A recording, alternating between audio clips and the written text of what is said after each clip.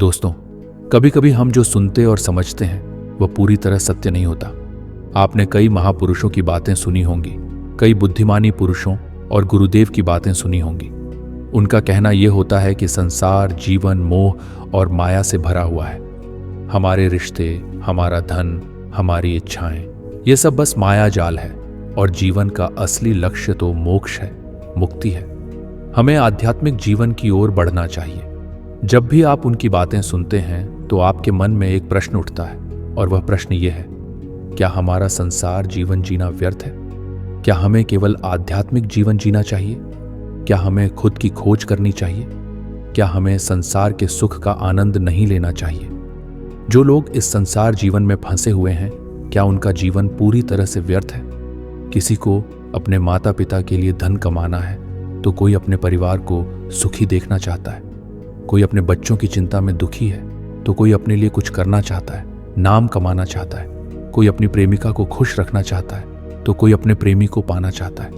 कोई बड़ा आदमी बनना चाहता है तो कोई राज करना चाहता है, कोई साधारण जीवन जीना चाहता है। इसी प्रकार हम सभी के तरह तरह के सपने हैं, तरह तरह के विचार हैं। हम सभी को अपने जीवन में कुछ ना कुछ तो चाहिए ही।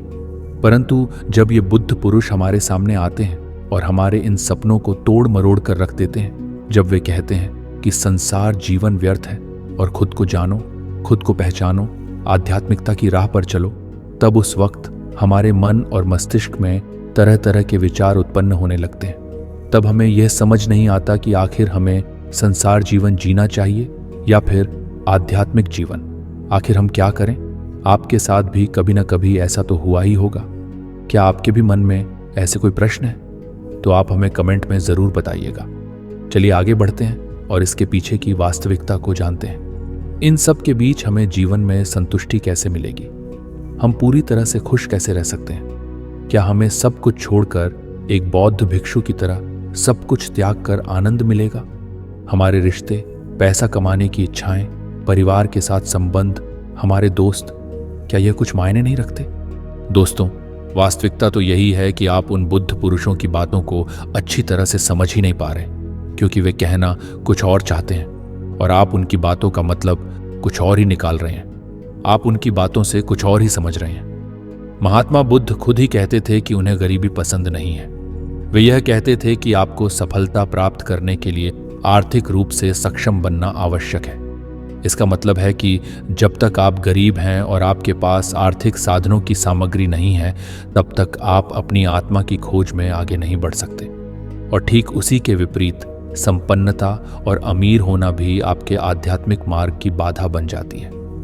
कई महापुरुषों और बौद्ध पुरुषों ने अपनी बातें बहुत ही सीधी और सरल भाषा में कही हैं, लेकिन हम सभी उन बातों का अर्थ कुछ और ही निकाल बैठते हैं। हम सभी उनकी बातों को समझ नहीं पाते, क्योंकि उनकी बातें रोजमर्रा की जिंदगी से बिल्कुल अलग होती हैं। वे लोग कहना तो कुछ और चाहते हैं, लेकिन हम में से ज्यादातर लोग उनकी बातों का मतलब कुछ और ही निकाल लेते हैं और उसे अपने जीवन में उतारकर हम अपना पूरा जीवन पूरी तरह से बर्बाद कर लेते हैं। चलिए इसे कहानी के माध्यम से समझते हैं। एक बार की बात है, महात्मा बुद्ध नगरवासियों को उपदेश दे रहे थे। महात्मा बुद्ध कह रहे थे कि संसार के माया जाल में मत फंसो, संसार से ऊपर उठो। संसार से ऊपर उठकर ही तुम संसार को जी सकते हो। संसार में जो फंस गया, जिसने अपनी बुद्धि का इस्तेमाल नहीं किया, वह व्यक्ति जो समय पर अच्छे कर्म नहीं करता और बुरे कामों में जुट जाता है, वह आने वाले समय में बड़े दुखों का सामना कर सकता है, क्योंकि उसके बुरे कर्म ही उसके दुखों का कारण बनेंगे। इसलिए आप सभी इस संसार की मोह माया अर्थात इच्छा, लालच, क्रोध इत्यादि को ध्यानपूर्वक देखते हुए अपने कर्म करें। इतना कहकर महात्मा बुद्ध ने अपना उपदेश समाप्त किया और वहां से चले गए। महात्मा बुद्ध जब ये उपदेश दे रहे थे तो वहां पर उस नगर का सबसे धनी व्यक्ति भी मौजूद था। उस व्यक्ति पर महात्मा बुद्ध की बातों का बहुत गहरा असर पड़ा। उसका मन अब संसारी जीवन में नहीं लगता था। वह संसारी जीवन से हटने लगा था। अब उसे अपना सब कुछ व्यर्थ नजर आने लगा था। देखते ही देखते कुछ ही सालों में उसका सारा व्यापार चौपट होने लगा। उस धनी व्यापारी के परिवार के सभी सदस्य उसे इस तरह से देखकर बहुत चिंतित रहने लगे थे। जब भी कोई उससे बात करने की कोशिश करता तो वह धनी व्यापारी एक ही बात कहता, ये धन दौलत तो सब बेकार की चीजें हैं। ये सब तो मोह माया है, सब बेकार है। भला हम रिश्ते निभाकर क्या करेंगे? ये सब तो वासना है। जीवन तो केवल एक ही है और वह है मुक्ति। अब तो केवल उसी की आस है, उसी की प्यास है। मैं इतना समझ चुका हूं कि अब से जो भी होगा वह सब अच्छा होगा। अब से उसने व्यापार पर भी ध्यान देना बिल्कुल बंद कर दिया और देखते ही देखते वह धनी व्यापारी उस नगर का सबसे गरीब व्यक्ति बन चुका। वह पूरी तरह से निर्धन हो चुका था। उसका सब कुछ बर्बाद हो चुका था। उसका पूरा परिवार सड़क पर आ गया था। एक दिन जब उसके घर में खाने के लिए कुछ नहीं बचा तो उसने अपने आप से कहा, ये मैंने क्या कर दिया? सब कुछ तो बहुत अच्छा चल रहा था, लेकिन मैंने अपने ही हाथों सब कुछ बर्बाद कर दिया। आज मेरे परिवार का हर एक सदस्य भूखा है। उनके पास खाने के लिए कुछ नहीं और मैं उनके लिए कुछ नहीं कर पा रहा। वह यह सब सोच ही रहा था कि तभी उसे याद आया कि उसने महात्मा बुद्ध की बातों में आकर अपना जीवन बर्बाद कर लिया। न तो उसे मुक्ति मिली और न ही धन। वह सोच रहा था, मैं तो कहीं का नहीं रहा। थोड़े थोड़े भोजन के लिए भी आज मुझे रोज मरना पड़ता है। हर रोज मुझे मेहनत करनी पड़ती है, तब जाकर मेरे परिवार को 2 वक्त की रोटी मिल पाती है। अपने परिवार की इस तरह से बुरी हालत देखकर उससे रहा नहीं गया। वह बहुत चिंतित रहने लगा था। वह बहुत परेशान हो चुका था। एक दिन वह अपने घर से भाग गया। रास्ते में जब वह आगे बढ़ रहा था तब उसके मन में ख्याल आया कि वह कहाँ जाएगा, किससे मदद मांगेगा, आखिर अब उसका साथ कौन देगा। तभी उसे याद आया कि उसे महात्मा बुद्ध के पास ही जाना चाहिए, क्योंकि बुद्ध के कारण ही आज उसकी यह हालत है। उसके हालात के जिम्मेदार तो वही हैं। मैं तो सीधा सीधा अपने मार्ग पर जा रहा था, लगातार अपने व्यापार में उन्नति कर रहा था। लेकिन जब से मैंने उनकी बातें सुनी तब से मेरा मन विचलित हो गया। मुझे समझ नहीं आया कि मैं जो जीवन जी रहा हूं क्या वह सत्य है या फिर जो वह जीवन जी रहे वह सत्य है। उनकी चिकनी चुपड़ी बातों में आकर मैंने अपना सब कुछ बर्बाद कर दिया। मेरे हालात के जिम्मेदार तो वही हैं, इसलिए मुझे उनके पास ही जाना चाहिए। अपने मन में क्रोध लिए 2 दिनों की लंबी यात्रा करके वह महात्मा बुद्ध के पास पहुंचा और क्रोध में आकर महात्मा बुद्ध से कहता है, हे बुद्ध, आपको कोई ज्ञान नहीं, न ही आपने सत्य की प्राप्ति की है। आप तो केवल भोले भाले लोगों को फंसाना जानते हैं, अपनी चिकनी चुपड़ी बातों में उन्हें बहलाना जानते हैं। आप लोगों की सादगी का फायदा उठाकर अपनी प्रसिद्धि और अपनी प्रशंसा करवाते हैं। आप हमें ऐसे सपने दिखाते हैं जो कभी पूरे नहीं हो सकते। मैं भी ऐसा ही एक सीधा साधा व्यक्ति था और मैं उस नगर का सबसे बड़ा धनी व्यक्ति था। आपसे मिलने से पहले सब कुछ ठीक चल रहा था। मेरे पास धन की कोई कमी नहीं थी, सारे ऐशो आराम थे, सारी सुख सुविधाएं थीं। लेकिन जब से मैंने आपका उपदेश सुना मैं आपसे इतना प्रभावित हो गया कि मैंने आपकी बातों को ही मानना शुरू कर दिया और वह सारी चीजें छोड़ दी जो मुझे संसारी जीवन से जोड़ती थी। अर्थात संसार की सारी मोह माया मैंने त्याग दी और आज देखिए, आपकी वजह से मेरा पूरा परिवार भिखारी बन चुका है। वह छोटी सी कुटिया में रहता है। यहां तक कि रोज के खाने के लिए भी हमें तिल तिल मरना पड़ता है। आपकी वजह से मैं पूरी तरह से बर्बाद हो चुका हूं। उस व्यक्ति के इतना कहने के बाद महात्मा बुद्ध शांति से मुस्कुराते हुए उस व्यक्ति से कहते हैं, आखिर तुम्हारे साथ क्या हुआ है और तुमने मेरी बातों का क्या मतलब निकाला? इस पर वह व्यक्ति महात्मा बुद्ध को सारी बातें बता देता है। आप कहते हैं कि धन दौलत की इच्छा करना, ये कामना, ये वासना बुरी है। आप सांसारिक जीवन को बुरा कहते हैं और खुद इस संसार में आकर भिक्षा मांगते हैं। आप आध्यात्मिक जीवन को अच्छा बताते हैं, किंतु मेरा एक प्रश्न है, इस आध्यात्मिक जीवन से हमें क्या मिलता है? इससे हमें क्या लाभ? आपने कहा था कि हमें आध्यात्मिक जीवन से सुख प्राप्त होता है, लेकिन मैंने तो जब से आध्यात्मिक जीवन अपनाया है तब से मुझे केवल दुख ही दुख मिला है। यहां तक कि मेरे पास जो कुछ भी था वह भी सब मैं खो बैठा हूं। आप लोगों को झूठा सुख दिखाकर उन्हें अंधकार में ढकेल देते हैं। क्या यह वास्तविकता नहीं है? इस पर महात्मा बुद्ध मुस्कुराते हुए उस व्यक्ति से कहते हैं, बेटा, तुम बहुत दूर से आए हो, अभी तुम विश्राम करो। रात को आकर मैं तुम्हें तुम्हारे सभी प्रश्नों का जवाब दूंगा। पहले तो उस व्यक्ति ने इनकार किया, लेकिन महात्मा बुद्ध के आग्रह पर वह व्यक्ति महात्मा बुद्ध की बात मान गया और आश्रम में जाकर विश्राम करने लगा। रात्रि के बाद महात्मा बुद्ध उस व्यक्ति के पास आए और कहा, बेटा, मैंने एक व्यक्ति की बात सुनी। वह कह रहा था कि एक हाथी हवा में उड़ रहा था और वह अपने पर तेजी से मारता हुआ हवा में चला जा रहा था। उसने तो यह भी देखा कि एक बड़ी मछली अपने पैरों से जमीन पर चल रही थी और एक कुत्ता समुद्र की गहराइयों में सांस ले रहा था। इतना कहकर महात्मा बुद्ध शांत हो गए। वह व्यक्ति महात्मा बुद्ध की सारी बातें सुनकर महात्मा बुद्ध से कहता है, हे तथागत, उसके आगे क्या हुआ? आखिर आप चुप क्यों हो गए? तभी महात्मा बुद्ध उस व्यक्ति को समझाते हुए कहते हैं, बेटा, क्या तुम्हें लगता है कि ऐसा वास्तव में हो सकता है? इस पर व्यक्ति जवाब देते हुए कहता है, बुद्ध, अगर आप कह रहे हैं तो यह अवश्य ही सच होगा, क्योंकि आप इतने बड़े ज्ञानी हैं। आपने सत्य की प्राप्ति की है, तो आपके मुख से निकला हुआ हर एक शब्द तो सत्य ही होगा। तभी महात्मा बुद्ध मुस्कुराते हुए उस व्यक्ति से कहते हैं, बेटा, क्या तुमने कभी पहले ऐसा होते हुए देखा है? क्या तुमने कभी किसी हाथी को देखा है जो पंखों के साथ हवा में तेजी से उड़ता जा रहा हो? इसके जवाब में वह व्यक्ति कहता है, तथागत, मैंने तो कभी नहीं देखा। तभी महात्मा बुद्ध कहते हैं, तुमने मुझसे प्रश्न क्यों नहीं किया कि आखिर वह हाथी आकाश में कैसे उड़ सकता है? इसके जवाब में व्यक्ति कहता है, हे तथागत, आपके मुख से सुनकर मुझे ऐसा लगा कि मानो वह सत्य हो, और आप कह रहे हैं तो यह सत्य ही होगा, इसलिए मैंने आपसे एक भी बार प्रश्न नहीं किया। तभी महात्मा बुद्ध उस व्यक्ति को समझाते हुए कहते हैं, कभी किसी की बातों पर मत जाना, बल्कि खुद विचार करो। स्वयं सोचो कि उस बात में कितनी सच्चाई है। जो व्यक्ति कह रहा है, क्या वह सच है? आखिर वह कहना क्या चाहता है? हो सकता है कि वह कुछ और कहना चाहता हो और तुम उसका अर्थ कुछ और ही निकाल रहे हो। कम से कम तुम्हें एक बार प्रश्न करके यह समझना तो चाहिए कि आखिर वह कहना क्या चाहता है। अगर तुम मुझसे पूछते कि आखिर वह हाथी हवा में कैसे उड़ सकता है, तो इसका जवाब मैं तुम्हें अवश्य देता। मैं तुम्हें ऐसा बताता कि एक छोटा सा बच्चा अपने खिलौनों के साथ खेल रहा है। वह हाथी को हवा में उड़ा रहा है और कुत्ते को पानी में डूबा रहा है। और रही बात मछली की, तो वह उसे जमीन पर चला रहा है। क्या ऐसा संभव नहीं हो सकता? इसके जवाब में व्यक्ति कहता है, हाँ, बिल्कुल ऐसा हो सकता है। तब महात्मा बुद्ध उस व्यक्ति से कहते हैं, इसी प्रकार मैं कभी किसी को निर्धन या गरीब होने के लिए नहीं कहता। निर्धनता या गरीबी तुम्हारे विकास में बाधक बन जाती है, जिससे तुम और कुछ नहीं सोच पाते, न ही कुछ समझ पाते हो। इन भिक्षुओं को देखो, जब इन्हें भोजन की आवश्यकता होती है तो ये भिक्षा मांगने के लिए निकल पड़ते हैं, लेकिन यह भिक्षा कहां से आती है?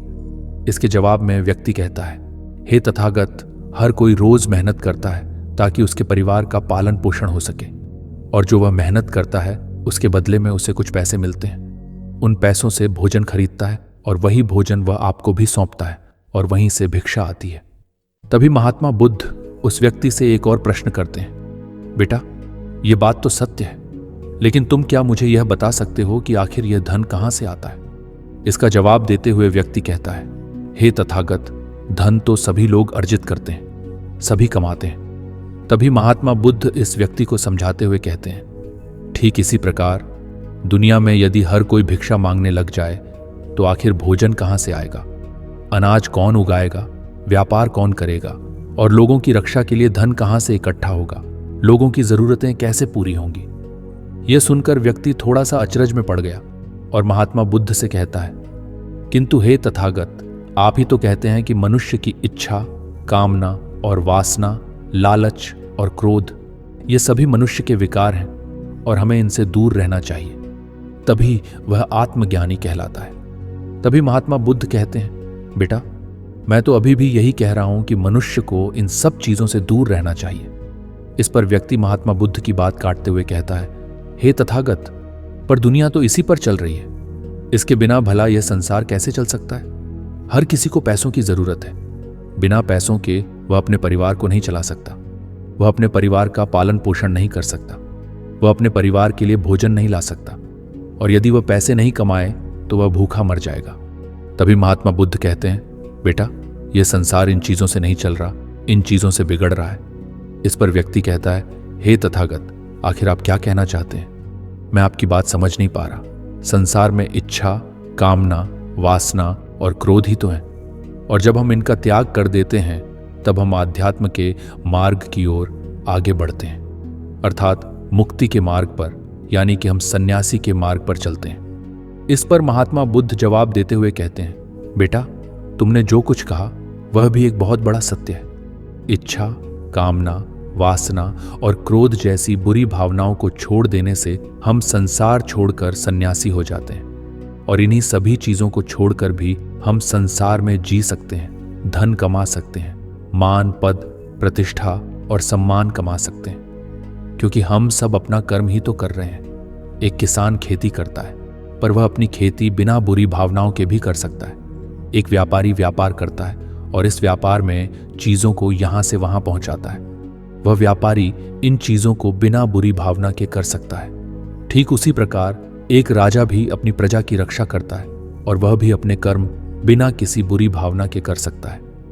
और एक भिक्षु इन सभी लोगों को सही प्रकार और सही कार्य करने के लिए मार्गदर्शन करता है, जो उस भिक्षु का कर्म है, जो उसका कार्य है। और जो व्यक्ति जागृत होकर अपने कर्मों का सही पालन करता है, वास्तविकता में वही सन्यासी है, वही भिक्षु है, क्योंकि हम जो भी कर्म कर रहे हैं वह हमारा इस संसार में रहने के लिए, जीवित होने के लिए, जीवन जीने के लिए केवल एक माध्यम मात्र ही है। उसे छोड़कर हम कुछ भी नहीं पा सकते।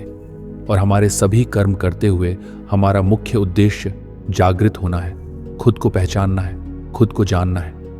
एक बार यदि हमारे भीतर ज्ञान का उदय हो गया, तब हम चाहे जो भी करें, वह फिर संसारी हो या सन्यासी, सब एक ही होते हैं। इस पर व्यक्ति महात्मा बुद्ध से कहता है, हे बुद्ध, किंतु मैंने तो देखा है कि आप अपने संघ में उन लोगों को भी शामिल कर लेते हैं जो लोग अपने परिवार को छोड़कर आए हैं, अपने माता पिता को छोड़कर आए हैं, अपने बीवी बच्चों को छोड़कर आए हैं। क्या आप उनसे कभी यह कहते हैं कि जाकर अपनी जिम्मेदारियां पूरी करो, जाओ अपनी जिम्मेदारियां संभालो और धन कमाओ और वहीं पर रहकर तुम आत्मज्ञान प्राप्त करो? उस व्यक्ति के प्रश्न का जवाब देते हुए महात्मा बुद्ध कहते हैं, बेटा, क्या तुम शांति को हवा में उड़ा सकते हो? इसके जवाब में वह व्यक्ति कहता है, नहीं, मैं नहीं उड़ा सकता। तभी महात्मा बुद्ध कहते हैं, केवल एक बच्चा ही हाथी को हवा में उड़ा सकता है। ठीक उसी प्रकार जिस व्यक्ति को जो बनना है वह तो वह बनकर ही रहेगा। जैसे किसी व्यक्ति को राजा बनना है तो वह राजा बनेगा, किसी व्यक्ति को व्यापारी बनना है तो वह व्यापारी बनेगा। ठीक इसी प्रकार यदि किसी व्यक्ति को आत्मज्ञान की प्राप्ति करनी है तो उसे सब कुछ त्यागना ही होगा। आगे महात्मा बुद्ध उस व्यक्ति से कहते हैं, बेटा, क्या तुम सब कुछ छोड़कर आत्मज्ञान के मार्ग पर आगे बढ़ोगे, या फिर तुम यह सोच रहे थे कि इस रास्ते पर चलकर जीवन आसान हो जाएगा, जो होगा सब अच्छा होगा, सब कुछ अपने आप ही मिलने लगेगा, मुझे तो कुछ करने की आवश्यकता ही नहीं पड़ेगी, सारे दुख दर्द सब कुछ समाप्त हो जाएगा और जीवन में चमत्कार होने लगेंगे और अंत में मुक्ति भी मिल जाएगी। महात्मा बुद्ध की यह बात सुनकर उस व्यक्ति को अपनी गलती का एहसास हो गया। वह महात्मा बुद्ध के चरणों में गिर पड़ा और कहने लगा, हे तथागत, आप सत्य कहते हैं, मैंने तो कुछ ऐसा ही सोचा था। क्योंकि मेरा व्यापार सही नहीं चल रहा था तो मुझे लगा कि सब कुछ छोड़कर सब मिल जाएगा, मुझे कुछ करने की आवश्यकता ही नहीं पड़ेगी और मेरे सारे दुख दर्द हमेशा हमेशा के लिए खत्म हो जाएंगे और मैं आत्मज्ञान भी प्राप्त कर पाऊंगा। तभी महात्मा बुद्ध उस व्यक्ति से कहते हैं, बेटा, भिक्षु हो जाना कोई आसान बात नहीं है, इसके लिए सब कुछ त्यागना पड़ता है। एक एक चीज जिसे तुम बहुत प्रेम करते हो, वह सारी चीजें तुमसे एक एक करके दूर हो जाती हैं। तो क्या तुम भिक्षु बनने के लिए तैयार हो? क्या तुम सब कुछ छोड़कर आध्यात्म के मार्ग में आगे बढ़ना चाहते हो? इसके जवाब में व्यक्ति कहता है, हे तथागत, मुझे मेरी गलती का एहसास हो चुका है, मुझे भिक्षु नहीं बनना, मैं तो व्यापारी ही ठीक हूं, मैं तो अपने संसारी जीवन में ही ठीक हूं। परंतु अब भी मेरे मन में एक प्रश्न शेष बचा है, अगर आपकी आज्ञा हो तो वह प्रश्न भी मैं आपसे पूछना चाहूंगा।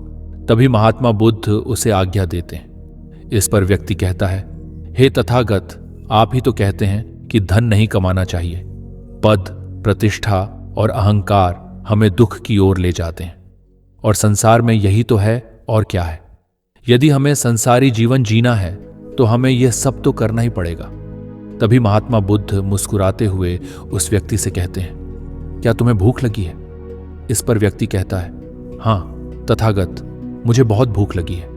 तभी महात्मा बुद्ध उस व्यक्ति को भोजन करवाते हैं। उसे भरपेट भोजन खिलाने के बाद महात्मा बुद्ध उस व्यक्ति से कहते हैं, लो और खाओ, ये सब तुम्हारे लिए ही है। इसके जवाब में वह व्यक्ति कहता है, तथागत मैं पहले ही बहुत ज्यादा खा चुका हूं, अब मुझसे और नहीं खाया जाएगा। मेरे पेट में अब थोड़ी भी जगह नहीं रह गई है। यदि मैंने और अधिक खाया तो मेरा पेट दर्द करने लगेगा और फिर मुझे तरह तरह की परेशानियां होने लगेंगी। मैं परेशान हो जाऊंगा।